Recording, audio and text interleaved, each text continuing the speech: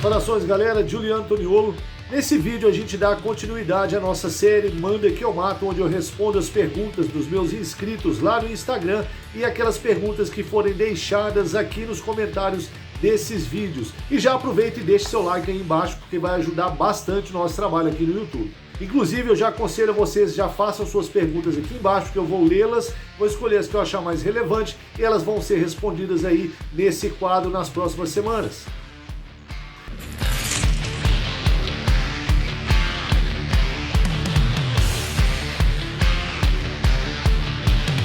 A primeira pergunta é sobre qual lâmina tem me acompanhado mais ultimamente. Bom, se for no mato, vai ser aquele meu conjunto tradicional de facão, faca e canivete. Nesse caso vai ser geralmente um facão Tramontina. A faca vai ser a faca MM4 da Escola Mestre do Mato. E o canivete que tem me acompanhado no mato também é o nosso Bushmaster, é um lançamento da Escola Mestre do Mato. E essas são as lâminas que eu produzo, que vão atender acima de tudo aquilo que eu acho legal numa lâmina. Então, obviamente, são as lâminas que eu vou usar mais do mato. Fora isso, aqui no sítio, como um everyday carry, quando eu estou rodando aqui pela região, ou mesmo quando eu vou para BH, eu estou sempre no mato ultimamente com esse canivete aqui, que é o canivete Stinger, também da Escola Mestre do Mato. Já existe um vídeo em que eu faço um review desse canivete falando de que ele é capaz. E eu gosto bastante dele, exatamente porque ele é uma lâmina compacta, é uma lâmina simples, uma peça só, uma lâmina só, e tem essa trava aqui atrás. Então, para mim, esse tem se tornado aí basicamente o everyday carry, o canivete que eu levo comigo no bolso todos os dias, seja eu estando aqui no sítio, ou seja eu saindo, fazendo qualquer outra atividade, eu, em geral, vou ter esse canivete no bolso como backup, inclusive de outras lâminas que eu possa estar carregando comigo.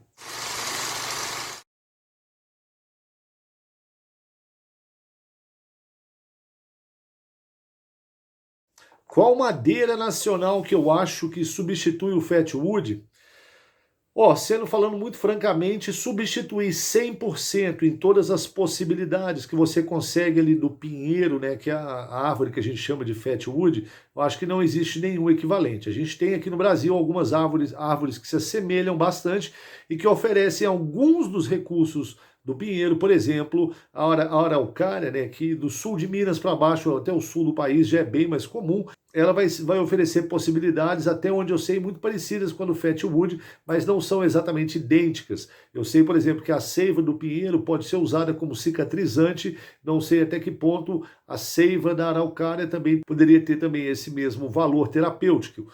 Se tiver, então eu diria que já é talvez aí a primeira concorrente aí para ser uma árvore aí bem próxima do Fatwood. Existem outras árvores também, como o breu branco, que vai oferecer uma resina que também é inflamável. A resina eu sei que vai ter algumas propriedades terapêuticas, eu não sei se como cicatrizador, né, cicatrizante, mas eu sei que ela é utilizada como base de outros compostos terapêuticos também, se eu não estiver enganado. Então ela vai, nesse sentido, ela é parecida. A gente tem até a candeia, por exemplo, que é repleta de um óleo que chama alfa-bisabolol. Já falei sobre a candeia no especial do Forte, acho que um dos primeiros especiais aqui do meu canal. E esse óleo alfa-bisabolol torna a candeia muito inflamável. Se você tirar aquela raspa dela, a serragem dela, e bater uma pederneira ali em cima, você vai conseguir botar fogo naquela serragem, igual você faz com o Fatwood, quando você raspa o Fatwood e faz aquela serragem ali dele também, que da mesma forma você consegue acender com uma pederneira. Então, existem várias árvores que, por conta da seiva inflamável, vão funcionar aí de forma parecida com o Fatwood, né, que é a madeira do pinheiro. Agora, 100% exatamente igual em todos os âmbitos de uso do pinheiro, eu não sei se a gente tem um equivalente aqui nacional que se adeque a todos esses componentes para estar ali para a par em termos de comparação.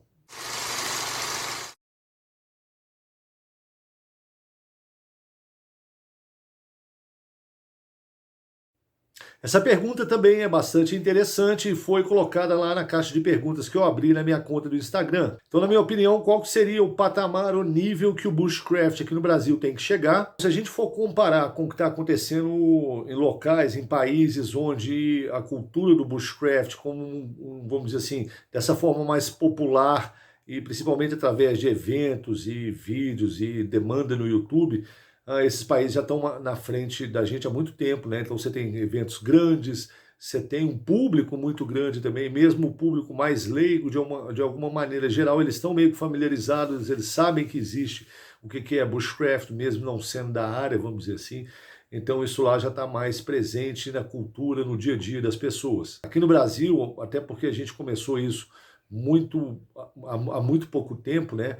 A coisa ainda é bem tímida se a gente for comparar com eles lá fora.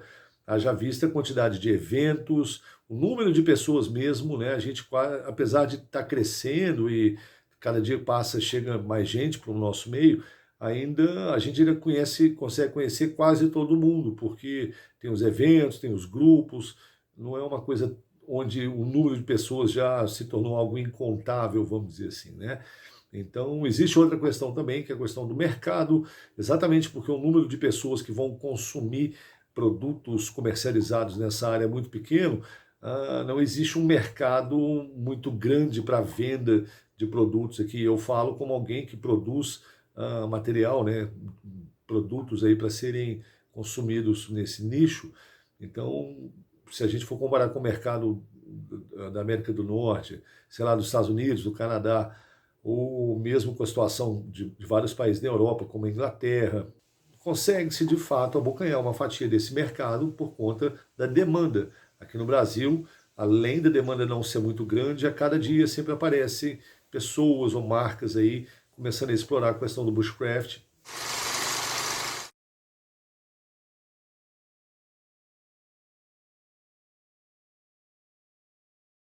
E finalmente, como que eu vejo aí a comparação de artigos e confecções para bushcraft produzidas aqui no Brasil em relação ao exterior?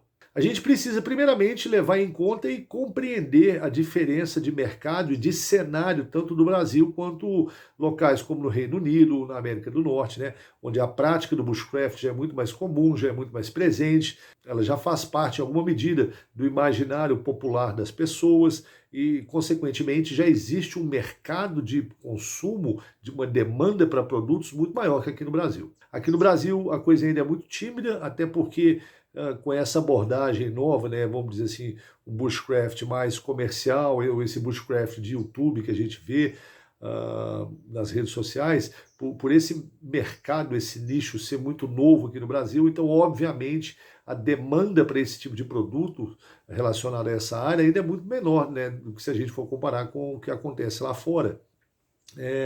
Existem algumas empresas que estão começando a se especializar em termos da produção de artigos como objetos de couro, cintos, bolsas, de lâminas também, né, várias cutelarias aí começando a atender essa demanda de lâminas com perfil escandinavo, né, o fio Scandi, enfim, outros tipos de equipamentos também como mochilas, roupas, né, em geral, estão começando a explorar mais até o termo bushcraft.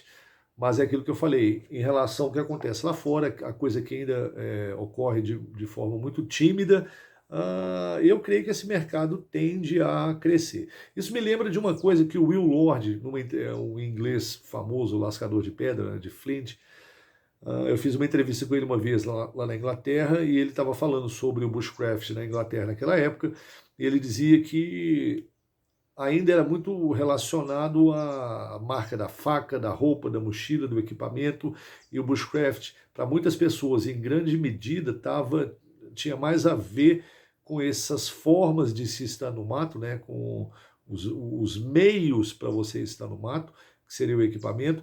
Isso era muito mais relevante do que o mato em si, que deveria ser o fim, né, para quem vai para o mato. O equipamento é só uma forma, um meio para você estar lá. O fim mesmo é estar no mato. Isso implica que muitas vezes as pessoas não vão ter o cuidado que elas deveriam ter quando elas estão na natureza. Saber se portar, o que fazer e o que não fazer, como preservar aquilo ali. Então, esse problema já estava acontecendo na Inglaterra e essa realidade vai ficando cada vez mais próxima aqui no Brasil também. A possibilidade da gente, daqui a pouco, enquanto atividade outdoor, né, de praticantes do bushcraft, acabar se afastando desse princípio elementar, que seria o cuidado para com o meio ambiente, essa possibilidade é muito grande. E se isso acontecer, o bushcraft vai ter, na minha opinião, perdido todo o sentido, tudo aquilo que de fato traz até uma nobreza da prática, vai ter ido por água abaixo. A gente vai ter falhado miseravelmente, né, na nossa missão maior, do que é reconectar o homem com a natureza, e para que haja essa reconexão precisa necessariamente haver um respeito do ser humano ali para a área em que ele está inserido, praticando essa atividade, né, no que diz respeito a todos os passos aí de cuidado, a todos os aspectos que têm que ser observados quando você está no mato praticando isso. Então, em relação ao exterior, a gente ainda, em algumas áreas, a gente está bem aqui, em outras, como essa que eu acabei de demonstrar, de falar sobre, a gente está ali mais ou menos no mesmo risco, né? Ou seja, de que a atividade mateira se desvia aí do cuidado para com a natureza. E isso não pode acontecer, na minha opinião, independentemente de quanto de faca e equipamento a gente venda aqui no Brasil. Para mim, o mais importante é que a prática do bushcraft aconteça de uma maneira saudável, tanto para o ser humano quanto principalmente para com a natureza. Isso tem que ser uma via de mão dupla. Os benefícios que a gente recebe estando no mato tem que ser devolvido para a natureza através dessa forma e desse cuidado.